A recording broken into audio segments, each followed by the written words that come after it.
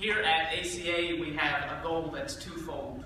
Our primary goal is to educate in the classical method, as we believe it is a time-honored approach to education which leads to the fulfillment and blossoming of the individual student. That means that we teach, among other things, Latin, as Mrs. Tucker has amply demonstrated, as well as math and logical thinking, and teaching on virtue and vice through our study of history and literature. Our secondary goal is much more modest. We simply seek to raise up saints in order that culture in Christendom might be rebuilt. This is really no small task. But we do not shy away from challenges here. We steep ourselves in them, frankly. And as we do, we steep these children in them. I will be the first to admit that we have asked a lot of these students. I recall a poignant life lesson that was taught to me by one Judge William Baker, a true and faithful gentleman, God rest his soul, who held one of the highest judgeships in Tennessee. When he found out that I was going to be teaching literature to young students, he gave me the following unsolicited advice. He was very good at that. He said, don't read fluffy children's stories to them. They know when they're being talked down to. Children have one of the most well-calibrated moral compasses of all, and they can readily digest that which we think is difficult and complicated. For better or for worse, Judge Baker has influenced most every step of my lesson planning and has influenced these 5 people's lives, whether they like it or not. One of the greatest lessons that we've been afforded the opportunity to learn is the lesson of struggle. Ask any of these people, and they will likely admit what my grandfather, God rest his soul, readily admitted, albeit grammatically incorrect, that life, it ain't easy. If education is worth anything, it is a preparation for life. These young students have been asked to do more than many of their peers and contemporaries. Some of you might ask where the wisdom in that is, and so too may these students, and this is the secret. The answer, the why, finally revealed to you. In the course of our studies, we have read a great many books which Judge Baker would have heartily endorsed, books that frankly many in this room may have never read, but which frankly throughout Western history most people have read. These are books like the Bible, the Odyssey, the Iliad, in reverse order, the Iliad, the Odyssey, and the Aeneid. These books introduce us to some of the most time-honored teachings of Western culture, some of the most time-honored teachings that Western culture has been built upon, as well as the faith of Christendom. And if we look closely at their lessons, we can see why they're not only appropriate, but also necessary to be read in this age. The Aeneid teaches us that no great endeavor is brought to completion without struggle and sacrifice. Christ affirms this in his ministry and his passion tide. It is said that Rome wasn't built in a day, and that is because it is a monumental task to build it. No petty or cheap sacrifice was sufficient to create the greatest and most enduring civilization on earth. And it is that culture, in all of her glory and her virtue, that we seek to reinvigorate. We demand hard work here because we expect our students to leave here prepared for a greater, more monumental task. Some may think, again, that this is unfair or maybe asking too much. Aeneas thought so too. And some may aptly point out, well, at least he was a man and not some 8th grader. And yes, point taken. But it comes back to Judge Baker and ultimately to Christ. You young people cannot discount yourselves. At 12, Jesus was teaching in the temple. And Christ himself admitted that the kingdom of his Father belongs to people like these.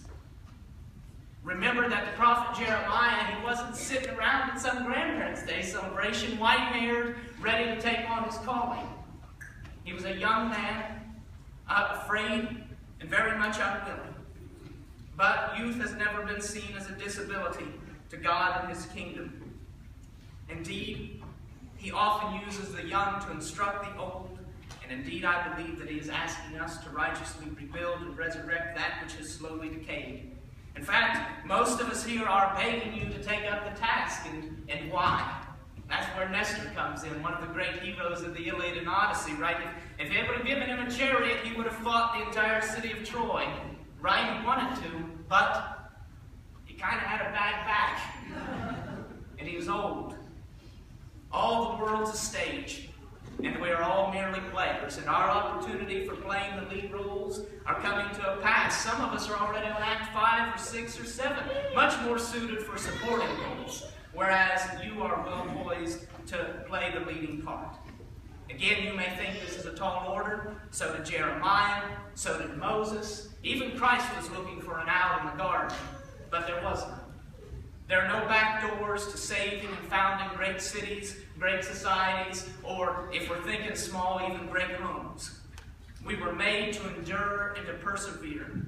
And of all the tests that you've taken from me and here at this school, I pray that the greatest lesson you may walk away from is that this sure was hard. Because this is a cakewalk compared to the world. And I only hope that in some small way we have prepared you for it, for success in it, and for the redemption of it. It would be apt for us to recall for only a moment the cost that any great sacrifice or great struggle will entail, and these are lessons taught us by Aeneas, Odysseus, and ultimately Christ himself.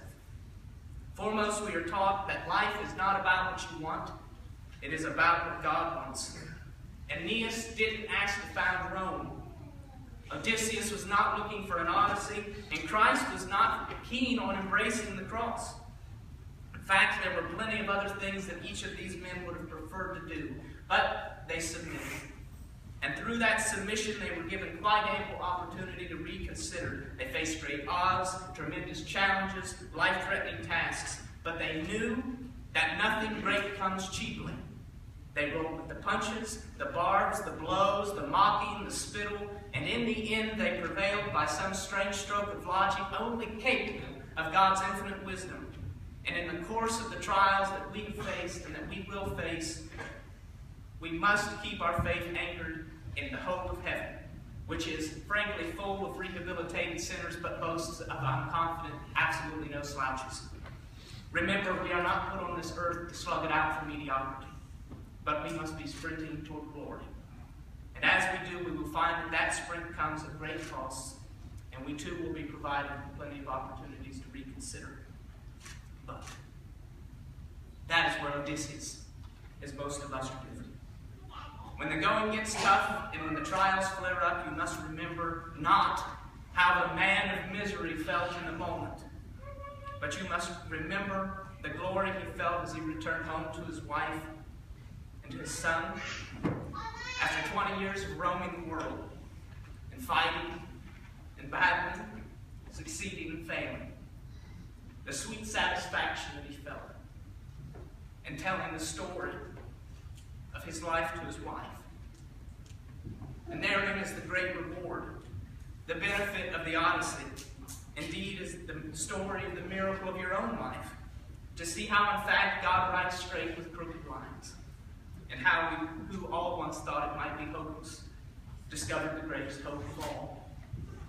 Life is 7 acts. You are now poised somewhere between 2 and 3. No longer the mewling, whining schoolboys and girls, perhaps, but now becoming young adults who will continue your education and studies, tasting the many good things of life. And in relatively short order, you will enter Act 3, which is the lover. You will fall in love. And I urge you, as you do, to keep your head.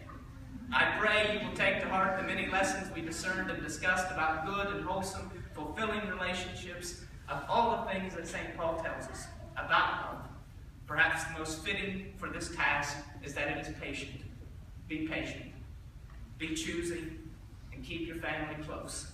As I would urge you all to help them keep their heads, help them be patient, and be choosy. Never settle. For each of you is a great gift. Ladies, you do not settle for any man who is not willing to restrain himself, who is not willing to write you poems, and to honor you as the crown of God's creation. And men, you must be up for the task of being good men, strong lovers, chivalrous and virtuous, Christ-like, and most of all, responsible.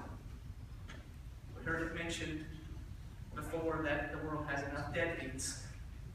Anything less than when I die, I will petition the Lord, and I am a convincing man, to let me come back and haunt you. What I shall do is whisper Shakespeare verses in your ears. Promise. And as you survive the 3rd act, and you will survive it whether you believe it or not, Nobody dies of death, remember, or nobody dies of love. Remember that from As You Like It. You will not die of love. But as you interact for, I pray that you will remember what you have learned here. Pull out your notebooks and dust off those titles that we have read. Reread them again, no longer as children, but as men and women seeing more clearly than before. With Christ's grace, begin rebuilding with greatness and glory yourselves, and then move on to the world. You are the salt of the earth. Season it, preserve it, bring forth the true flavor that God has granted it. It is groaning and waiting for you, and I have every confidence that you will do well. And now, I would like to introduce each of these students to you. As I do and call your name, please go up and receive a certificate and a gift from Mrs. Durbin. First young lady that I'd like to recognize came here this year, first year. No small task entering my 8th grade class, not having been with me in the 7th. She actually had to come into the 8th grade when she technically should have been a 7th grader. I had my doubts, and I'm glad that the Lord has proved me so very wrong in bringing Lauren Sweezy up to my 8th grade class. She has done remarkably well, and I thank her. Miss Lauren Sweezy.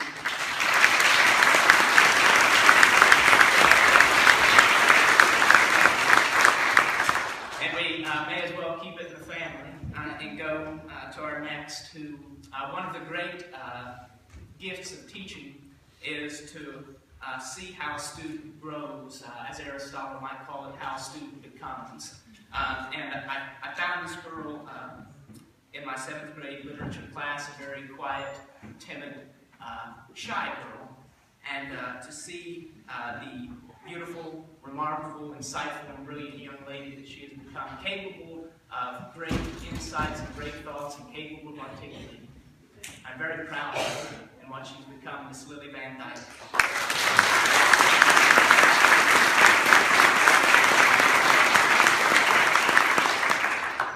It's the first young man I would like to introduce in my class as, again,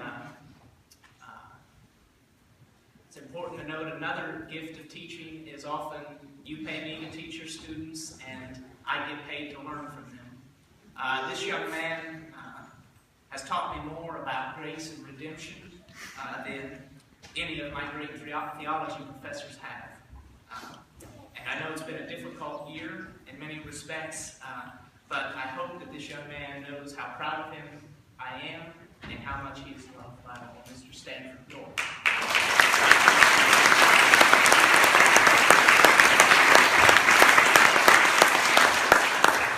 The next young man I'll introduce to you is a wonderful young man to teach for his greatness of soul.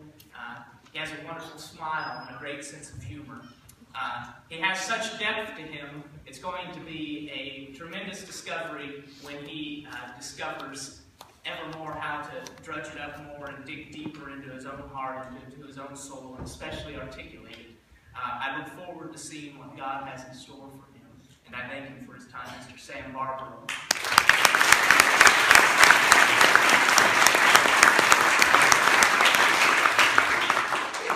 And finally, the next young man has it's difficult to even put to words how well he's done.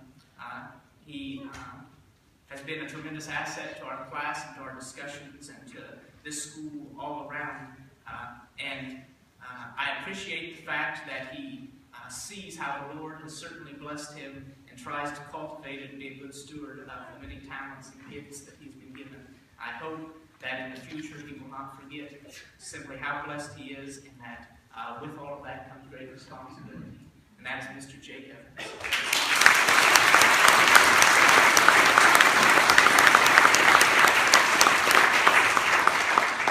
I think at this point, those are our 8th grade graduates. I would like to ask one more thing, if I may indulge you for one more moment.